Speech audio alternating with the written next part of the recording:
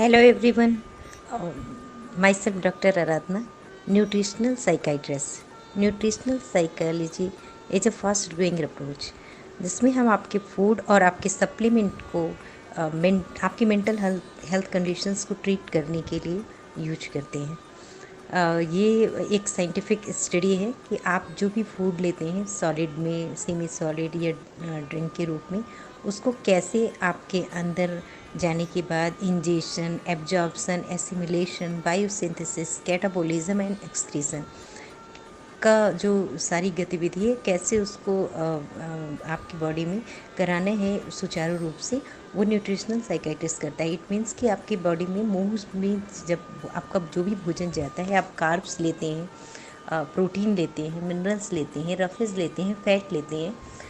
कुछ भी लाइक आप काजू बादाम खा रहे हैं, रोटी ले रहे हैं, लस्सी ले रहे हैं, छाछ ले रहे हैं, चावल ले रहे हैं, सब्जी ले रहे हैं, कुछ भी आप ले रहे हैं, मुंह से जब आप चबाते हैं, चबाने के बाद आपकी आंतों में जाकर के जो डाइजेशन होता है और उस डाइजेशन के बाद जो एब्जॉर्ब करती हैं आंतें और आपके उस पूरे फूड को ब्लड में जो कन्वर्ट होता है, फिर बाइल के रूप में कन्वर्ट होता है, एनर्जी के रूप में आपकी बॉडी में जो कन्वर्ट होकर के प्रिजर्व होता है, जो ब्रेन तक आपकी बॉडी को सप्लाई करता है और ब्रेन उसी से आपकी बॉडी के सारे आर्गन्स को फिर चलाता है, ये और फिर एक्सक्रीटरी मैटर निकालने तक, ये सारा कार्य एक न्यूट्रिशनल साइकियाट्रिस्ट करता है। उस भोजन से जो भी आपके बॉडी में न्यूट्रिएंट गए हैं, zinc, magnesium, omega 3 fatty acids, vitamin, different kind of vitamin B, D3 and vitamin C, ये कैसे आपके मूड स्विंग्स जो है उसको इम्प्रूव करता है, आपके एंजाइटी, डिप्रेशन, इन सब से रिलीफ देता है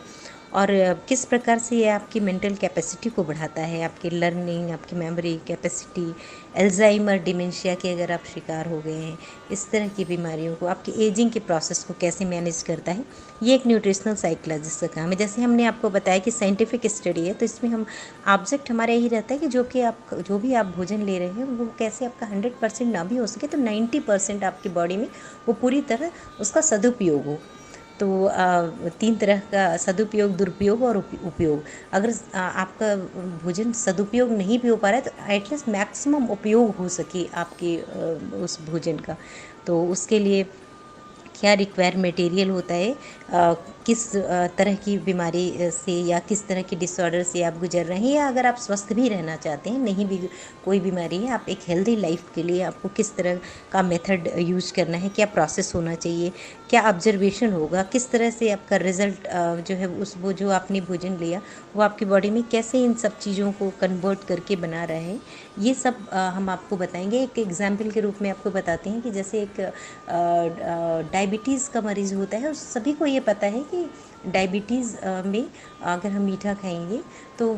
हमें इंसुलिन का डोज बढ़ाना पड़ेगा, लेकिन वो एक स्पेसिफिक डिमांड, इनर डिमांड आती है, तो ये कहीं हमारी साइकेट्री के अंदर की डिस्टर्ब हो जा रही है कि हम बार बार मीठा ही खाने के लिए उत्सुक होते हैं और डोज बढ़ती जाती है, दिन में इंजेक्शन अपने हाथ से लगाते हैं लेकिन फिर भी लेते रहते हैं और ये नेवर एंडिंग प्रोसेस होता है। ये न्यूट्रिशनल साइकेट्रिस्ट क्या करता है कि आपकी इस डिमांड पे वर्क करता है, आपके उस ब्रेन कंडीशंस को हेल्दी करता है, उसके लिए स्पेसिफिक न्यूट्रिशन या उसके साथ जो भी उसका प्रोसेस होता है वो हम लोग करते हैं। वो हम सेशन में पूरी तरह डिस्कस करेंगे, कैसे ये भोजन ही आपका पूर्ण औषधि बन जाए। जैसे आप सांस लेते हैं, इट्स अ नॉर्मल प्रोसेस, और लेकिन वो प्राणायाम बन के आपके लिए जो है जीवन के एक औषधि के रूप में काम करता है। आप किसी न किसी आसन में सोते हैं, बैठते हैं या खड़े रहते हैं, लेकिन अगर उसी के एक पोस्चर मेंटेन करके आप योगासन करते हैं तो आपको किसी भी तरह के बाहर के औषधि को नहीं लेना पड़ता। उसी तरह वो भोजन जो जन्म से लेकर मृत्यु पर्यंत तक हम करते रहते हैं, उस भोजन को भी कैसे औषधीय गुण में आपकी बॉडी में कन्वर्ट करना है, वही एक न्यूट्रिशनल साइकोलॉजिस्ट का काम होता है। तो ये हमने आपको एक नटशेल में बता दिया, बाकी तो हम फर्दर उसमें डिस्कस करेंगे और एक इतना और भी बताएंगे कि एक छोटा सा एग्जांपल जिससे आप और अच्छे से समझ सकें कि एक चिड़िया थी, उसने एक महात्मा से पूछा था, अगर आपने आचार्य सुश्रुत का नाम सुना हो तो उन्होंने पूछा कि चिड़िया भी पहले पशु पक्षी भी बात कर लेते थे और मनुष्य समझते थे उनकी भाषा, कि कारो कारो कारो। तो इन तीनों कारों का डिफरेंट मतलब था कि कारो कारो कारो मतलब कब खाएं, कितना खाएं और क्या खाएं।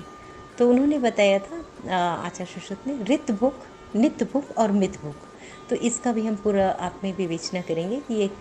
तीनों तरह का क्या है। और चलिए बाकी तो थोड़ा आपने समझ लिया है, बाकी सेशन में हम फर्दर करेंगे और वो एक इंटरेक्टिव सेशन भी होगा। और आपको